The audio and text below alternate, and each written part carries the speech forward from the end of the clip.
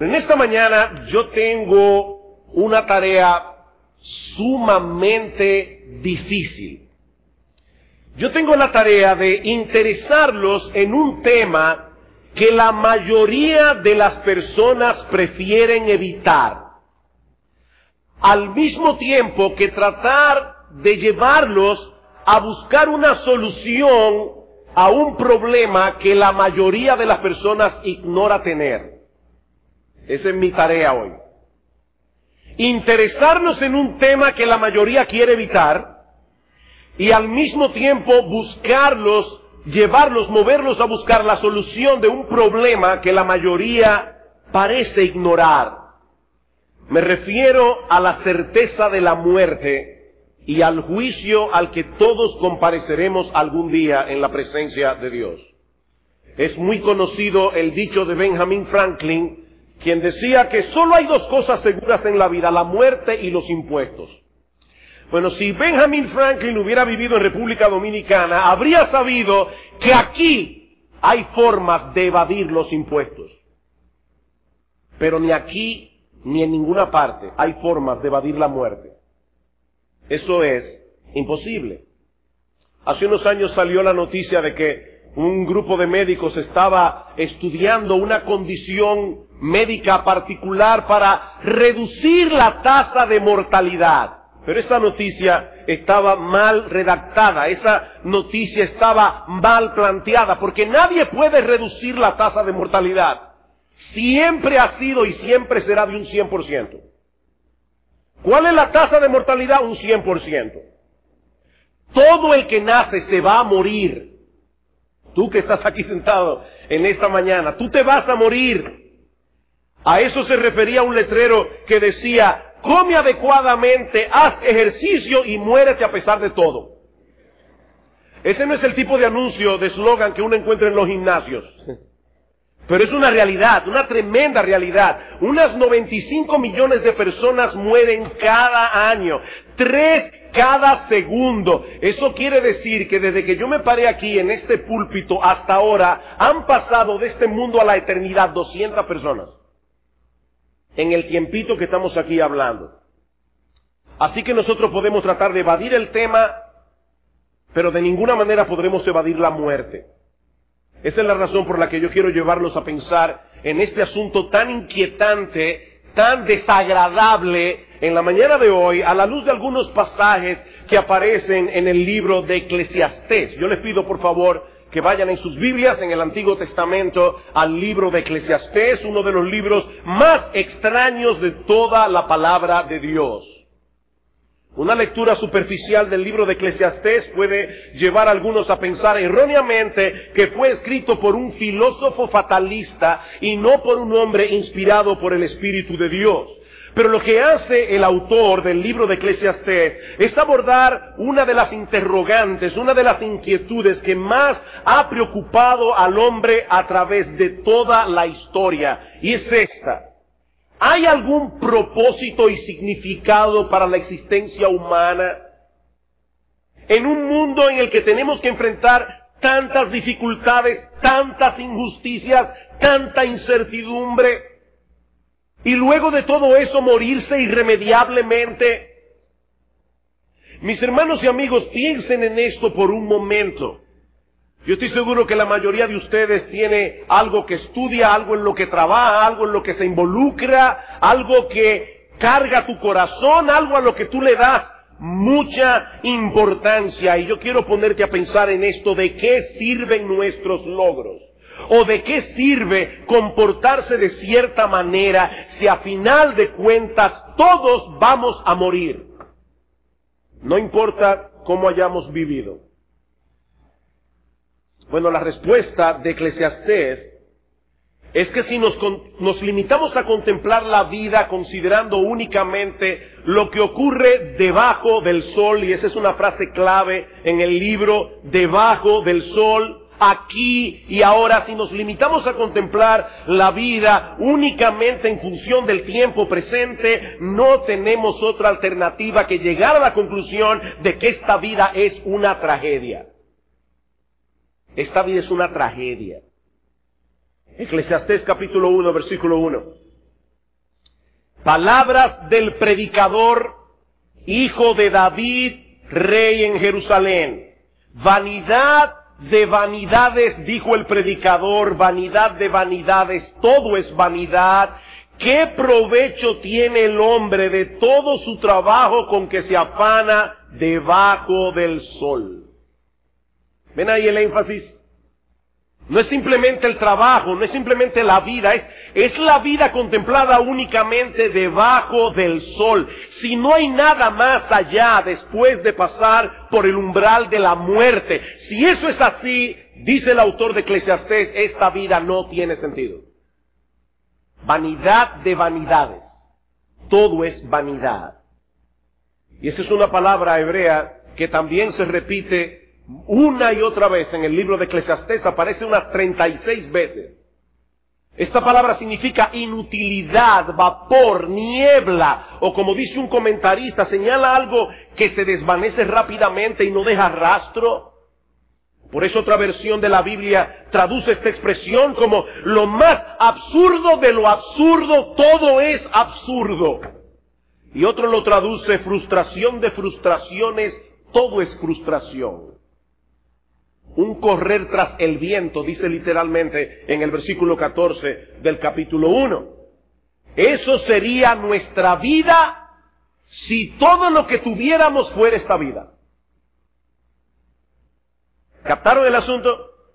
Es debajo del sol. Esa sería la vida del hombre si todo lo que tuviéramos fuera esta vida. Yo estoy seguro que la mayoría de ustedes van a estar de acuerdo conmigo en que vivir en este mundo tiene sus encantos, pero también tiene un montón de problemas. Y al final nos vamos a morir de todos modos. La muerte es como un fantasma, es como una sombra que nos sigue a lo largo de toda nuestra existencia, desde el mismo momento en que nacemos. Desde el mismo momento del nacimiento tú comenzaste a morir. Y no importa lo saludables que estemos, no importa la etapa de la vida en la que nos encontremos, niños y jóvenes, ustedes deben también prestar atención a lo que estamos diciendo aquí.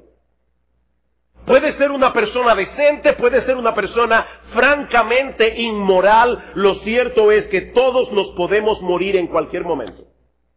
Dice en Eclesiastés capítulo 9, versículo 2, todo acontece de la misma manera a todos. Un mismo suceso ocurre al justo y al impío, al limpio y al no limpio, al que sacrifica y al que no sacrifica. En otras palabras, al religioso y al que no lo es. Al religioso y al que no lo es. Ninguno de nosotros puede estar seguro de que amanecerá vivo mañana.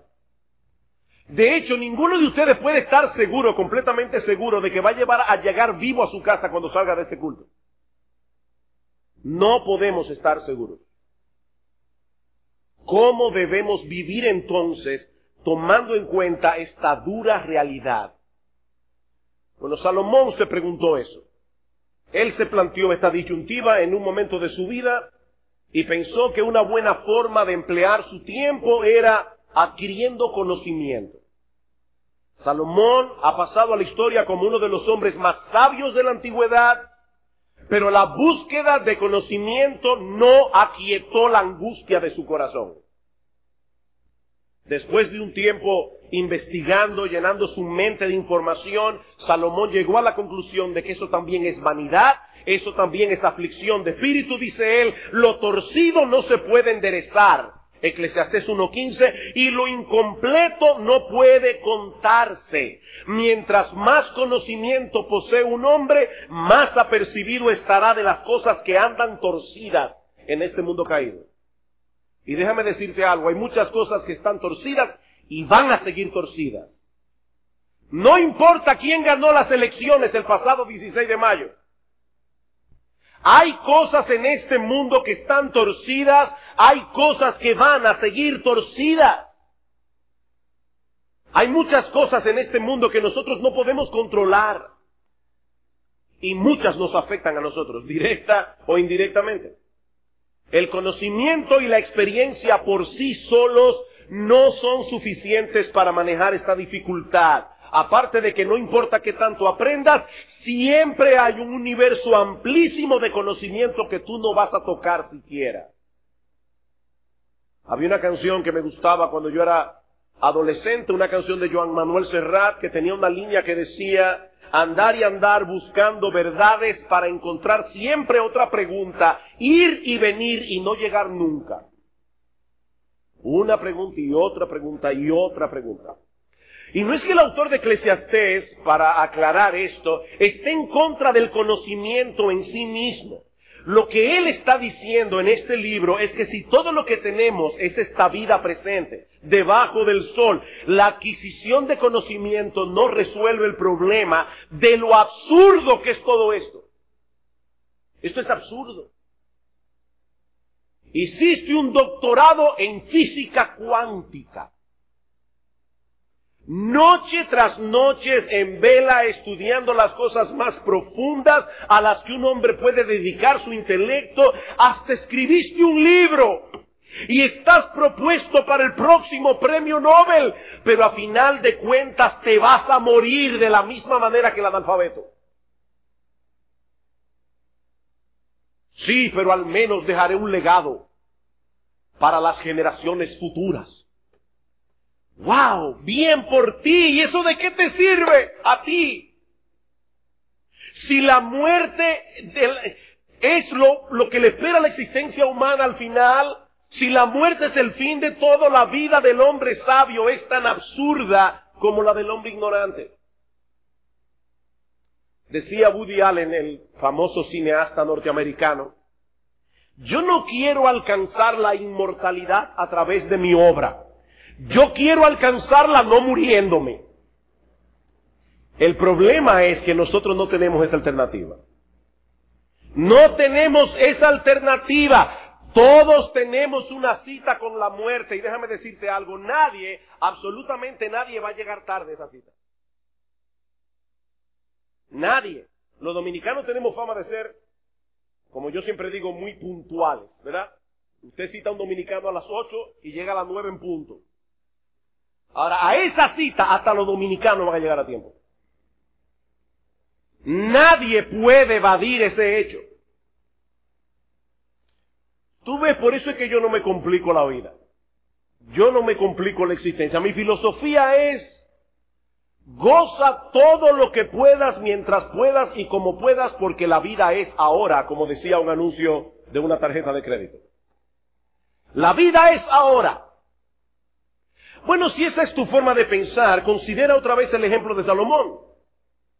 Siendo rey de Jerusalén, este hombre era inmensamente rico y con muchas oportunidades de obtener todo lo que quisiera. Dice en el capítulo 2, versículo 10, no negué a mis ojos ninguna cosa que desearan, ni aparté mi corazón de placer alguno, porque mi corazón gozó de todo mi trabajo. Este hombre se dedicó a vivir para el deleite. Pero esa vida tampoco satisface, porque el placer de hoy, el entretenimiento de hoy, la alegría de hoy no te sirve para el hastío de mañana. Créeme, no te sirve para el hastío de mañana. Aparte de que nosotros los seres humanos terminamos acostumbrándonos a casi todo. Y lo que hoy despierta tu interés es probable que mañana te aburra. Y yo estoy seguro que tú sabes de lo que yo estoy hablando, porque seguramente te ha pasado a ti. Estamos sumamente emocionados con algo, lo conseguimos, nos alegramos 2 o 3 días y ya. Ya lo tienes, ya te acostumbras, ya te aburre, ya no te interesa. Miren, yo no creo que en toda la historia de la humanidad haya habido una época en la que el hombre haya tenido tantas cosas con las cuales divertirse y entretenerse que en esta época.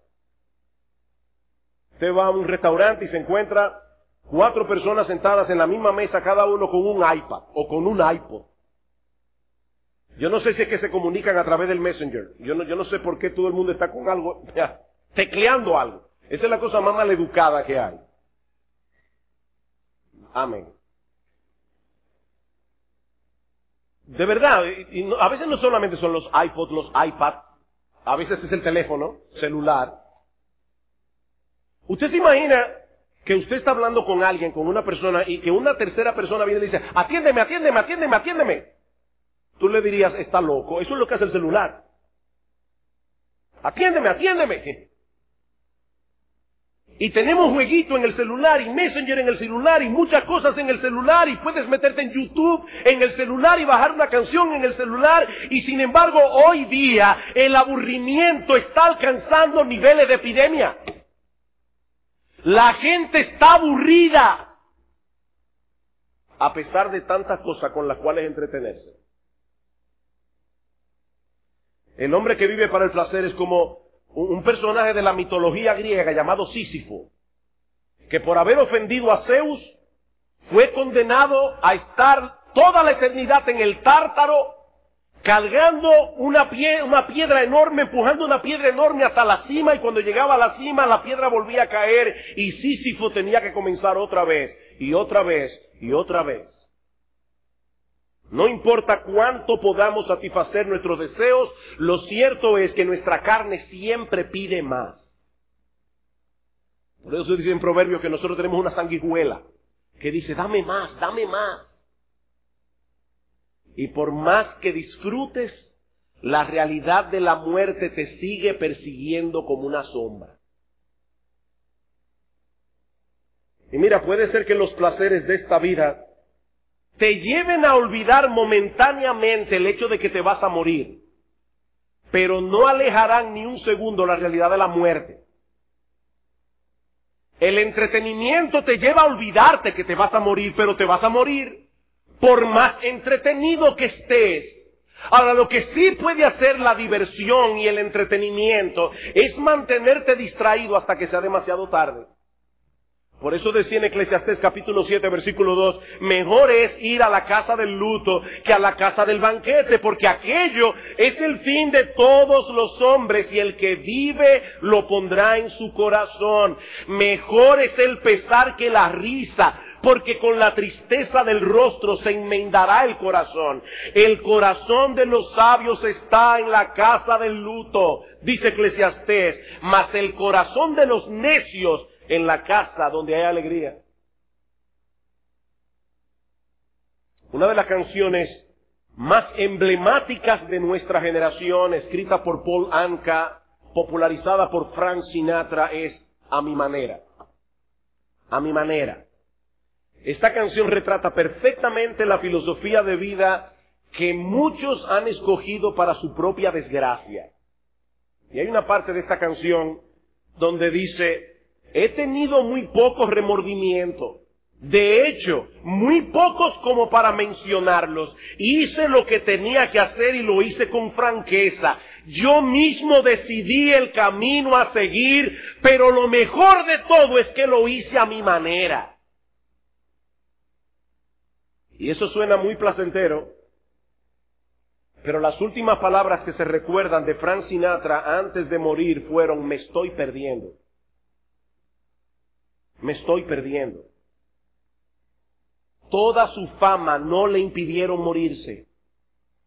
Y lo que es más trágico aún, de nada le servirá cuando este hombre tenga que presentarse delante de Dios para dar cuenta de sí habiendo vivido a su manera.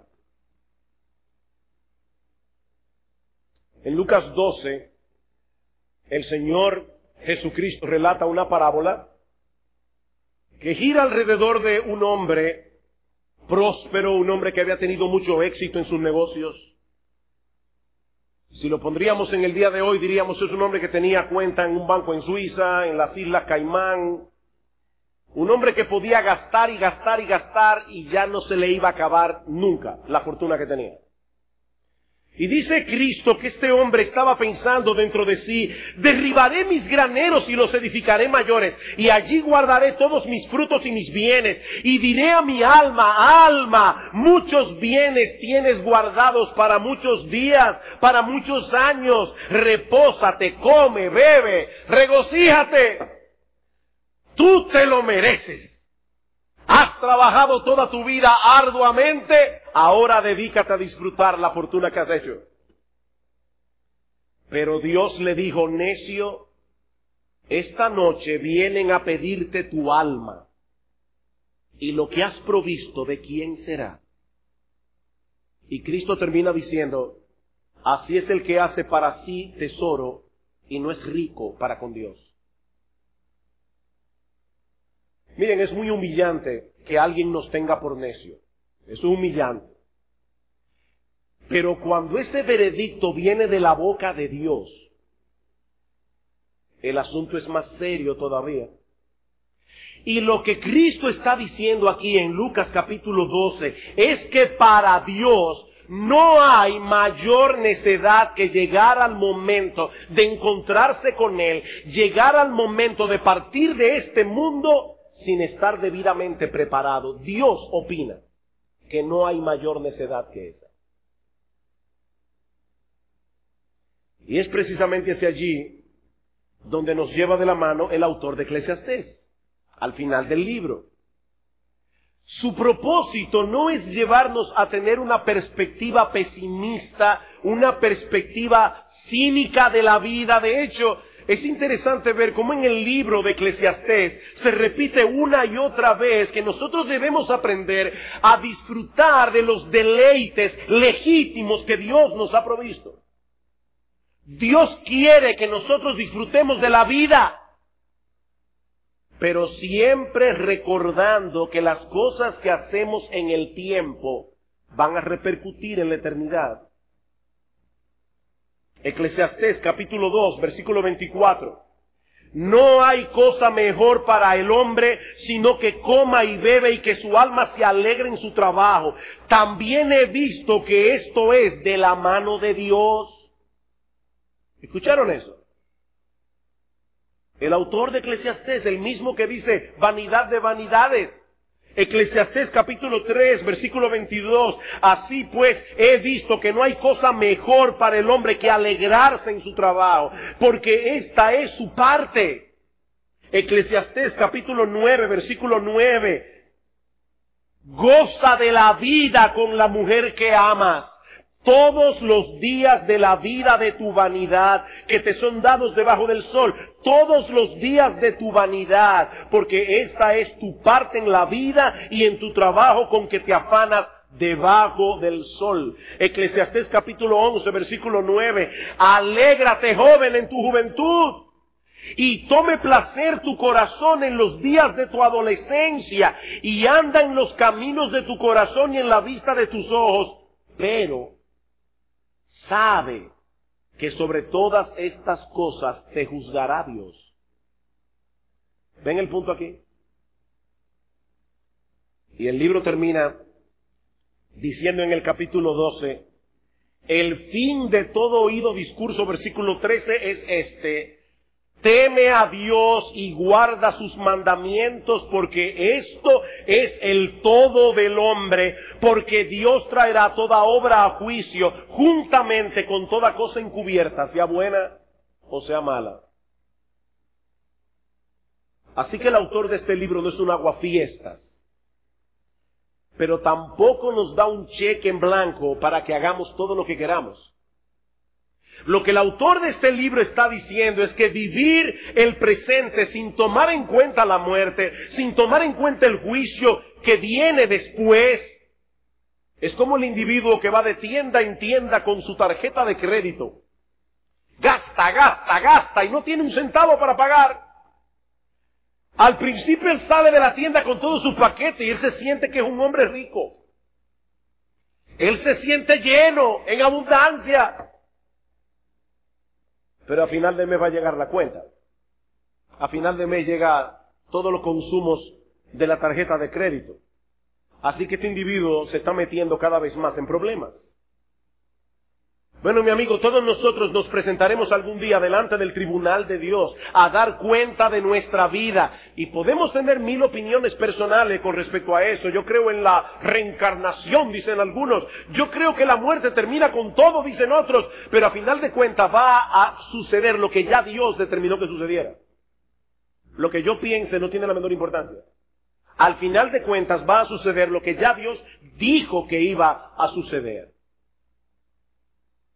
Tú puedes tratar de gozar y acumular todo lo que puedas. Puedes hacer el esfuerzo de vivir lo más intensamente posible, pero lo cierto es que algún día todos nos presentaremos delante de Dios en un juicio en el que todos escucharemos un veredicto eterno. Eterno. Para siempre jamás. Y lo que el autor de Eclesiastés nos está diciendo aquí es que perder de vista la realidad de ese juicio es lo más trágico que le puede suceder a un ser humano.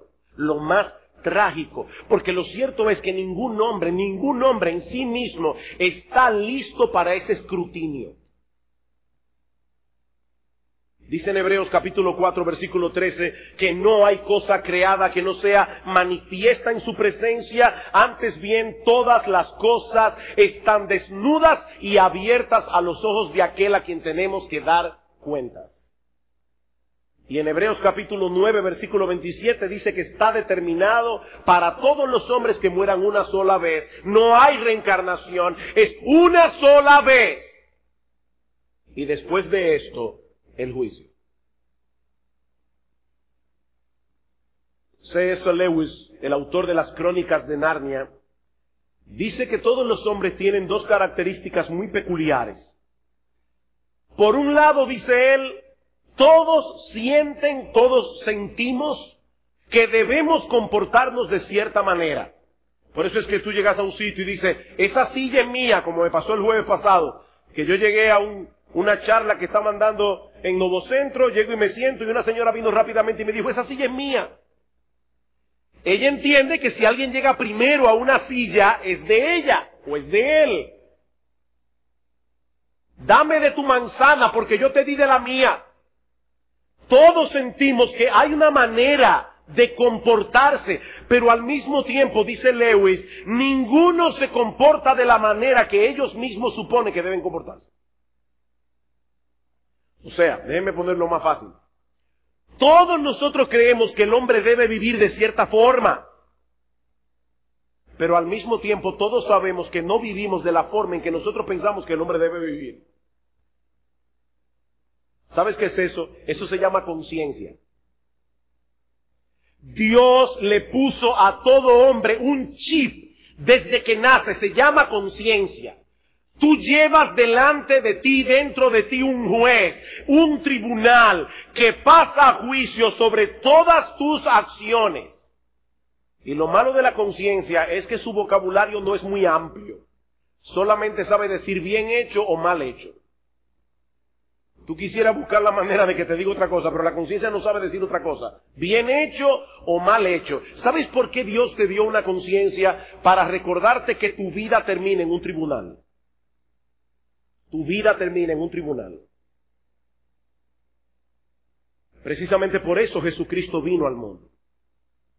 La segunda persona de la Trinidad se hizo hombre para hacer por nosotros lo que no podíamos hacer por nosotros mismos. El Eterno se vistió de temporalidad para vivir una vida perfecta de obediencia, la que nosotros no hubiésemos podido vivir, y luego murió en una cruz para pagar nuestra deuda delante de Dios. Él y solo Él puede dar sentido, propósito a nuestra existencia en este mundo. Porque Él y solo Él puede redimirnos de todos nuestros pecados. Él y solo Él puede concedernos gratuitamente el don de la vida eterna. Él y solo Él. Yo soy el pan de vida, dice el Señor en Juan 6:35. El que a mí viene nunca tendrá hambre. El que en mí cree no tendrá sed jamás. Mira, mi amigo, tú puedes tratar de evadir la realidad de que tu vida tiene un fin. Tú puedes refugiarte en los estudios, en el placer, en el trabajo, en el dinero, en tus bienes. Pero va a llegar un día en que no podrás esconderte nunca más. Ayer estaba leyendo, por alguna razón, una historia breve de Leo Tolstoy, el autor de La Guerra y la Paz. Él escribió novelas muy largas, pero también escribió algunas novelas cortas. Y una de esas novelas se titula ¿Cuánta tierra necesita un hombre? Es la vida de un señor llamado Pahom que estaba obsesionado con adquirir tierras. Y la historia te va llevando a través de la vida de este hombre y cómo él se las ingeniaba para conseguir más tierra hasta que llegó a un lugar donde el jefe de la tribu le dijo, mira, yo te voy a vender la tierra por 1000 rublos al día. Y él decía, ¿cómo 1000 rublos al día? Yo no entiendo esa nomenclatura. Dice, bueno, es muy fácil, tú vas a comenzar a correr y a caminar en un punto de la tierra por un día, si me das 1000 rublos, y todo lo que tú abarques caminando será tuyo. Eso sí, antes de que el sol se oculte, tienes que llegar al punto de donde saliste. Y en su ambición, Pahom comenzó a caminar y caminar y caminar y caminar y cubrir acres y acres y acres de tierra hasta que se dio cuenta que ya casi no iba a poder llegar a tiempo, así que se devolvió y comenzó a caminar apresuradamente hacia la meta de la cual había salido, y finalmente cuando ya el sol estaba a punto de ocultarse, Pahom llegó al sitio y cayó muerto. Y al final Leo Tolstoy dice, ¿saben cuánta tierra pudo coger 2 metros donde lo enterraron? Mira, tú puedes tener miles de propiedades. Al final de cuentas, te vas a tener que quedarte con 2 metros de tierra. Esa es la realidad de todo hombre. Mira, mi amigo, Dios te ha traído aquí para escuchar su palabra. Pero puede llegar el momento en que ya no tengas oportunidad de arrepentirte, ya no tengas oportunidad de echar hacia atrás. Y no son muchas las opciones que tú tienes. No son muchas las opciones. Cristo dijo, yo soy el camino, la verdad y la vida. Nadie viene al Padre sino por mí. Nadie viene al Padre sino por mi frustración de frustraciones. Todo es frustración cuando Cristo no es el centro de tu existencia. Y por si acaso, le digo eso también a los cristianos que están aquí.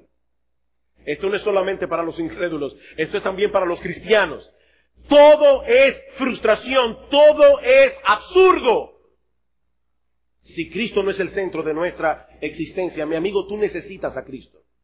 Todos necesitamos a Cristo, pero no como un aditivo en nuestra vida, no como un adorno de domingo. Necesitamos a Cristo como aquel que vino a reconciliar al hombre con Dios. Él satisfizo plenamente la justicia de Dios. Él pagó la deuda en la cruz del Calvario, pero tienes que apropiarte de Él por la fe. Por la fe. Tienes que despojarte por completo de tu propia justicia. Tienes que venir completamente desnudo y humillado delante de Dios, reconociendo tu pecado y recibiendo por gracia la salvación que Jesús pagó hasta el último centavo. Mira, si hubiese otra forma de salvarse, Cristo no habría muerto en la cruz. Él vino y murió porque no había otra forma. Porque no hay otro nombre bajo el cielo dado a los hombres en el cual podamos ser salvos. Hay un solo Dios, hay un solo mediador entre Dios y los hombres, Jesucristo hombre. Un solo mediador. Cristo vino, murió y resucitó para que todo aquel que en Él cree no se pierda, mas tenga vida eterna. Que Dios bendiga su palabra en medio nuestro. De tal manera que muchos vengan hoy a su presencia en arrepentimiento y fe. Que Dios bendiga su palabra. Vamos a orar. Padre, queremos darte gracias, muchas gracias, oh Señor, porque en tu amor, en tu bondad, en tu misericordia, no solamente nos has dado a tu palabra, nos diste a Cristo, la segunda persona de la Trinidad, hecho hombre. Gracias, oh Señor, por su vida perfecta de obediencia. Gracias por su muerte en la cruz. Gracias por su resurrección. Padre bueno, bendice tu palabra hoy. Señor, en este lugar hay dos grupos de personas, solo dos, creyentes y no creyentes. Yo te ruego, Padre, que tú tomes tu palabra y la apliques en el corazón de cada creyente que está en este salón para que vuelva a recordar que Cristo y solo Cristo debe ser el todo de nuestra vida. Pero de igual manera, Señor, de igual manera, mira aquellos que todavía no han venido a Cristo en arrepentimiento y fe. Ten misericordia, ten compasión. Llámalos, Señor, a la fe y al arrepentimiento. Porque te lo suplicamos en el nombre de Cristo. Amén.